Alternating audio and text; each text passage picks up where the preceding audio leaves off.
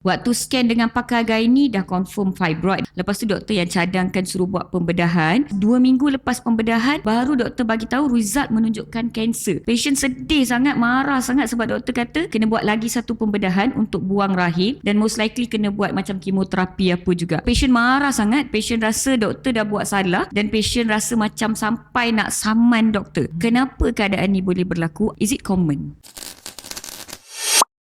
Case fibroid usually dari segi ultrasound scan rupa je agak sama, and then CT scan dengan MRI hanya boleh bagi a little bit of hint sama ada dia benign ataupun cancerous. There's no blood test yang boleh diagnose cancer, kita panggil leiomyosarcoma, cancer fibroid. So in the end kita kena keluarkan ketumbuhan tu, hantar ke makmal untuk di-examine by bakar pathology under microscope, baru boleh 100% confirm yang itu cancer ataupun fibroid biasa. Kalau doktor dah buat CT scan dan ultrasound scan dan doktor dah kata itu adalah fibroid, that's lebih kurang berapa persen sebenarnya? Fibroid dia happen in 70 to 80% of the women, tapi kalau cancer dia hanya 0.5% macam tu. Usually kalau kita scan fibroid, most of the time is fibroid. Siapa golongan wanita yang berisiko tinggi untuk dapat fibroid? Golongan wanita yang berisiko tinggi dapat fibroid termasuk those yang in reproductive age, about 20 to 50 years old, ada sejarah fibroid dalam keluarga, and also patient yang ada exposure to hormones like estrogen atau progesterone for long term, they are at higher risk untuk dapat fibroid. Saya nak tanya teruslah soalan glamour di kalangan netizen ni. Kalau makan ayam hormon, makanan yang ada hormon, lepas tu diorang kata kalau pakai perfume boleh tukar hormon, adakah itu akan menyebabkan fibroid juga? Yang ni bukan punca fibroid lah, because kalau ayam yang disuntik, usually dia disuntik oleh vaksin or antibiotik, dia tak suntik hormon sebab hormon is very expensive. Usually dia bukan penyebab fibroid. Bila saya tengok di media sosial, ramai wanita yang berkongsi tentang pengalaman diorang ada fibroid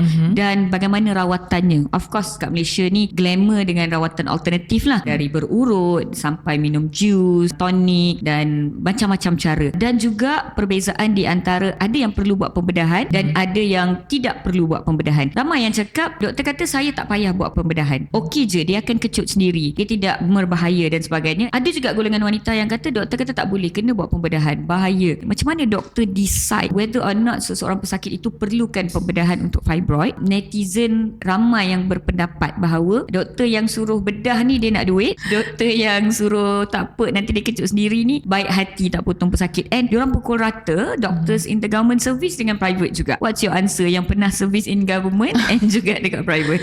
Fibroid memang sangat common. I think 70% of women memang ada fibroid. Untuk nak merawat wanita yang ada fibroid actually depending on symptom yang dia ada dengan apa dia punya fertility wishes. So wanita yang kalau fibroid dia kecil, dia tak ada simptom apa-apa, in this kind of case kita boleh buat pemantauan sahaja. Tapi kalau wanita yang ada simptom seperti masalah period yang banyak, period yang berpanjangan, ataupun senggugut kuat, ataupun sometimes fibroid tu membesar dengan mendadak, ataupun fibroid yang actually mengganggu chances wanita untuk pregnant, then keadaan macam tu perlu buat pembedahan. Keadaan macam mana yang tak perlu? Yang tak perlu usually fibroid yang kecil, tak membawa symptoms apa-apa. Usually kalau kita kata fibroid 2-3 cm, dia punya kedudukan okey, dia tak mengganggu period, dia tak menyebabkan sakit, tak menyebabkan simptom apa-apa, keadaan tu boleh kita buat conservative management. Maksudnya tidak perlu pembedahan tapi perlu pemantauan. Kalau doktor dah kata tak perlu pembedahan tu, ada apa-apa ubat ke untuk cairkan fibroid tersebut? Ke doktor pantau je dia? Kita pantau sahaja. Dia nak kata ubat untuk cairkan fibroid itu memang tidak adalah sebab fibroid dah terbentuk. Of course there are some alternatives boleh mengecikkan fibroid, tapi yang tu secara minimal invasive, bukan secara ubat ataupun secara makan. Podcast berbentuk pendidikan kesihatan ini dibawakan khas untuk anda oleh Columbia Asia Hospital Ceras yang kini berada di bangunan baru yang lebih luas untuk keselesaan anda.